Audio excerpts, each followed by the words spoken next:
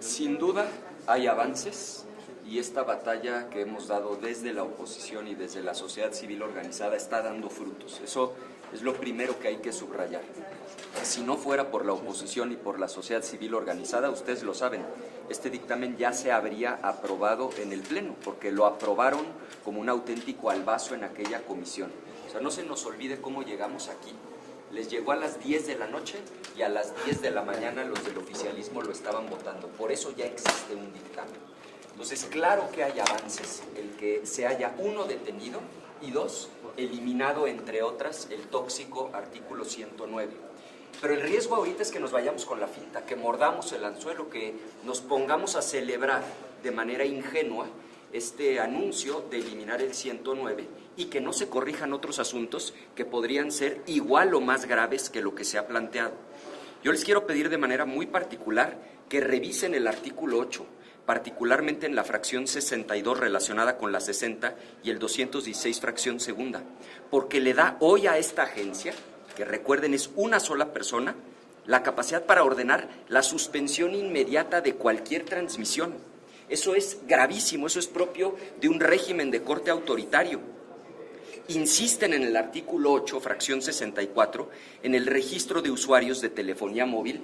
Ya la Suprema Corte en 2022 lo había declarado inconstitucional, pues ahora le dan inclusive a la agencia la facultad de establecer los lineamientos. Entonces se pueden volver a meter al tema de biométricos y, por supuesto, a la información personal de cada individuo, de cada persona. Vean la intervención de la organización de la sociedad civil R3D. Esto puede abrir la puerta al crimen organizado, a las extorsiones de manera masiva, al espionaje de los teléfonos. No queremos vivir en ese país donde el gobierno se puede meter a nuestros teléfonos, donde los criminales pueden tener nuestro nombre para extorsionarnos a través de nuestros teléfonos celulares, y esa es la puerta que están abriendo en el 8, fracción 64. Lo increíble es que esto es algo que ya la Suprema Corte en 2022 declaró inconstitucional y quieren aprovechar esta reforma para reintroducir ese artículo. Lo mismo el tema de la geolocalización sin orden judicial. O sea, yo les pregunto, ¿ustedes quieren que el gobierno pueda saber en tiempo real dónde están?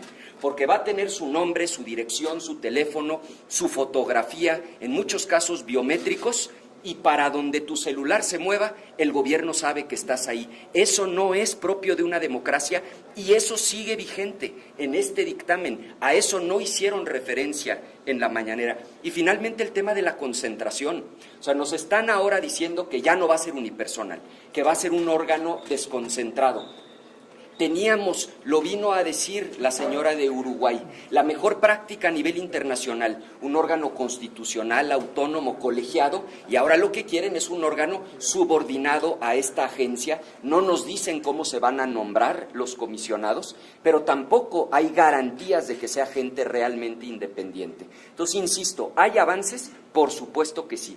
Pero sería ingenuo y equivocado echar las campanas al vuelo y celebrar, porque sigue habiendo cosas delicadísimas en este dictamen a las que no ha hecho referencia el oficialismo, y todo indica que pretenden en un extraordinario cuanto antes que esto se convierta ya en una ley, y entonces sí, no tendrá marcha atrás. Ricardo, cada vez se complica más la relación bilateral con Estados Unidos.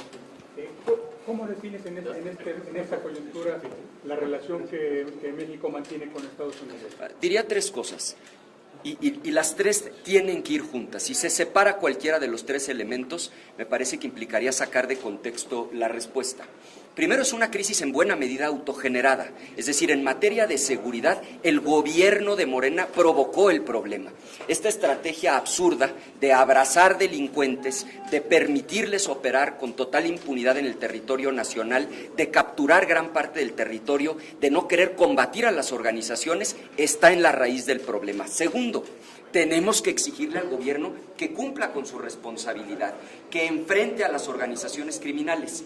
Y dicho lo anterior, por supuesto, también tercero, por ningún motivo y bajo ninguna circunstancia podemos aceptar intervenciones unilaterales de otro país incluyendo a los Estados Unidos. Entonces, es una crisis autogenerada, ellos inventaron la torpeza de abrazos no balazos, les exigimos que enfrenten a las organizaciones criminales, pero por supuesto que rechazamos cualquier intervención unilateral. ¿Qué proponemos? Y llevamos meses planteándolo, un acuerdo bilateral con la misma formalidad del TEMEC, un acuerdo formal entre los dos países para que podamos de manera coordinada combatir al crimen organizado. Eso sí funciona. Y finalmente agregar, es de veras una vergüenza el pacto de impunidad que tenemos en nuestro país. O sea, solo nos enteramos que una gobernadora o un gobernador anda en malos pasos cuando interviene un gobierno de otra nación, en este caso de Estados Unidos. Es ahora o nunca que el gobierno federal tiene que pintar su raya y aquellos que andan en malos pasos, no porque nos lo pida otro país, se les procese, se les destituya del cargo. ¿Ustedes van a Washington con Adán Augusto? Mayolo y después Claudio. ¿Ustedes van a Washington con Adán Augusto para tratar el asunto del 5% de las remesas? A ver, a ustedes les consta que fue propuesta, nuestra desde hace meses el tener una reunión interparlamentaria con Estados Unidos. Era obvio que iba a llegar el momento en el que fuera indispensable tener una relación construida entre los congresistas estadounidenses y los congresistas mexicanos. Aquí lo que hay que hacer no es funcionar a base de ocurrencias, tenemos que funcionar con inteligencia y con estrategia. Nuestro planteamiento sigue sobre la mesa. Convoquemos de manera formal a una reunión interparlamentaria, sentémonos a dialogar con los congresistas norteamericanos, empezando por el tema del TEMEC, por los temas de seguridad y, por supuesto, por esto que es una violación a los derechos de los migrantes, de querer cobrarles el 5% de lo que manden a sus familias y a sus comunidades. La solución es una reunión interparlamentaria y nosotros vamos a insistir en ese mecanismo. Pero sí van a ir a la que dice... No hay absolutamente ninguna convocatoria formal. Nosotros hemos escuchado en los medios de comunicación esta declaración que se dio el día de ayer. Creemos que este tipo de iniciativas deben darse por los canales formales. Existe la figura de las reuniones interparlamentarias en donde nosotros designamos representantes, los congresistas estadounidenses hacen lo propio y nos sentamos a dialogar sobre los distintos temas. Eso es lo que se debe de convocar. ¿Queremos diálogo con los congresistas estadounidenses? Por supuesto que sí, hay mucho que podemos dialogar y mucho que podemos ayudar a resolver. Pero dicen que ya es urgente, que no hay mucho tiempo porque la semana que entra se estaría aprobando. Pues se puede convocar inmediatamente a una reunión interparlamentaria y me parece que sí debe ser un tema prioritario el del cobro a las remesas, pero también es un tema prioritario el tema de seguridad y los temas que tienen que ver con el comercio entre México y Estados Unidos, por supuesto la imposición de los aranceles. Tenemos que hablar con nuestros pares estadounidenses, sí del 5% a las remesas, pero también de los aranceles y también de la seguridad. A la luz de las acciones que estamos viendo que tenemos enfrente, ¿tienes el temor de que haya una intervención unilateral de Estados Unidos? Es que si el gobierno mexicano, uno, no establece límites y dos, no sienta las bases de un marco de referencia, por supuesto que existe ese riesgo. Ahora, la solución es muy sencilla, sentarse a dialogar entre congresistas y llegar a un acuerdo de la magnitud y de la formalidad del Tratado de Libre Comercio, pero en materia de seguridad, para establecer los límites de intervención de cada nación, en qué medida nos vamos a coordinar, qué le corresponde hacer a cada parte, y entonces sí juntos combatir a estas organizaciones criminales que tanto daño hacen en ambos lados de la frontera. De no haber un marco, por supuesto que estamos en riesgo de que esto ocurra y por supuesto que nosotros lo rechazamos. Pero sí ve que ha habido, que han existido estas actividades de agentes estadounidenses claramente, que se ha vulnerado la soberanía. Bueno, no hay duda de que ha habido intervención de autoridades estadounidenses en territorio nacional. Lo que no tenemos evidencia es de que esto haya ocurrido a espaldas del gobierno mexicano. Nosotros lo que le pedimos al gobierno es que transparente sus acuerdos. Sabemos que hay agentes estadounidenses operando en territorio nacional. Lo que tiene que hacer el gobierno mexicano es decir con toda claridad, ¿estos agentes fueron autorizados por el gobierno mexicano o están actuando de manera unilateral? La exigencia es que lo transparente el gobierno mexicano. En relación a lo de telecomunicaciones, regresando, entonces esto por lo que tú nos dices es pura simulación, porque ni siquiera se reunieron con ustedes el titular de la Agencia de Transformación Digital. Pues habla de la cerrazón también que se está... Sin duda es una falta de respeto enorme que el titular de la agencia, primero, no venga a los conversatorios, segundo, haya estado aquí en el Senado de la República, ni siquiera le dio la cara a los medios de comunicación, no respondió a una sola pregunta y se reunió en privado solamente con las y con los integrantes del oficialismo. Esa es una muy mala señal. Ahora, no podemos dejar de reconocer que hemos avanzado, logramos detener el dictamen, está puesto sobre la mesa que se elimine el 109, se ha planteado la posibilidad de un órgano colegiado, pero seríamos muy ingenuos de cantar victoria, porque sigue habiendo cosas delicadísimas en el dictamen, como ya lo expresé. Senador, yo le quiero preguntar, ayer Latinos publicó que hay 3 empresas que han seguido al senador Adán Augusto López desde que fue gobernador de Tabasco, luego secretario de Gobernación y ahora como senador de la República. Se le ha dado contratos y no ha faltado aquí en el Senado de la República. ¿Puede haber conflicto de interés ahí y se deben de revisar, digamos, estos contratos por parte de la Contraloría? Le soy franco, sobre el tema en particular no tengo ninguna información y procuro no opinar de lo que no sé. Lo que le puedo decir es que el gran problema y la tragedia del momento que hoy vivimos es que se acabaron los contrapesos en nuestro país. Ha sido un proceso gradual pero consistente. Primero se hicieron a la mala del control del Congreso, ustedes lo vieron. Después desmantelaron el Poder Judicial y van a tener el control total. Acabaron con todos los organismos autónomos, incluyendo ahora el IFT.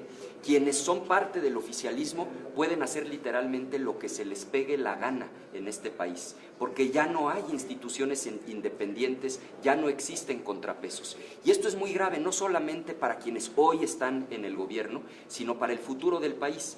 Porque cuando no hay transparencia, cuando hay impunidad, es cuando puede florecer la corrupción. Por eso es tan grave esta ruptura de los equilibrios y los contrapesos que tenemos hoy en México. Ricardo, ¿tú consideras que la presidenta Sheinbaum debería buscar entrevistarse con Donald Trump? Por supuesto que sí. La política se hace con diálogo. Creo que es indispensable que tanto la titular del Ejecutivo se reúna con el presidente de Estados Unidos, como que los congresistas mexicanos nos reunamos con los congresistas estadounidenses. Ese es el camino para poder llegar a acuerdos. Aquí el problema es querer resolver las cosas cuando el problema ya prácticamente está consumado, como en el caso del impuesto a las remesas.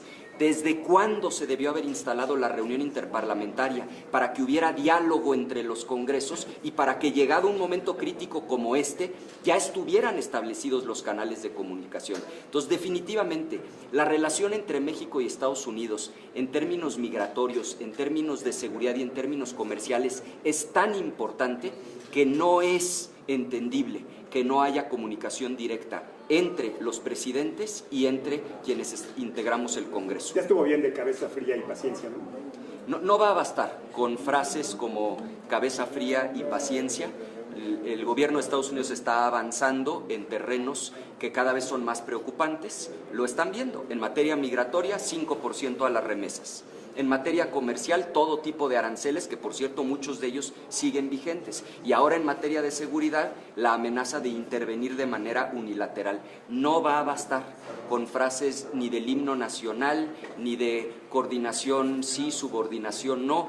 Todo eso está muy bien. Lo que hay que hacer es establecer diálogo al más alto nivel. Si hubiera necesidad de definir en qué punto están las relaciones México-Estados Unidos, ¿qué nos dirías? En un momento crítico, porque históricamente los 3 temas que han dominado siempre la relación bilateral son seguridad, migración y comercio. Hoy ninguno de los 3 se libra. En migración traemos las deportaciones masivas y el cobro del 5%. En comercio traemos aranceles que no habíamos visto jamás en la historia bilateral. Y en materia de seguridad, ahora una amenaza, un amago de intervenir de manera unilateral.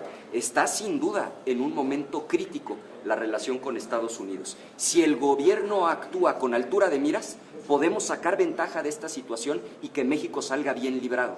Pero si el gobierno esconde la cabeza como avestruz, creo que las cosas se van a complicar terriblemente. Oiga, senador, ¿coincide con las voces que dicen que a la presidenta Sheinbaum le da miedo actuar? No lo puedo saber, eso solo lo sabe ella. Lo que sí haría yo es exigir que el gobierno mexicano tome el toro por los cuernos y nos sentemos a hablar con nuestros pares estadounidenses. Ella con el presidente Trump y los congresistas con nuestros pares en Estados Unidos. Bueno, ahí me regreso al punto de vista. Gracias a usted.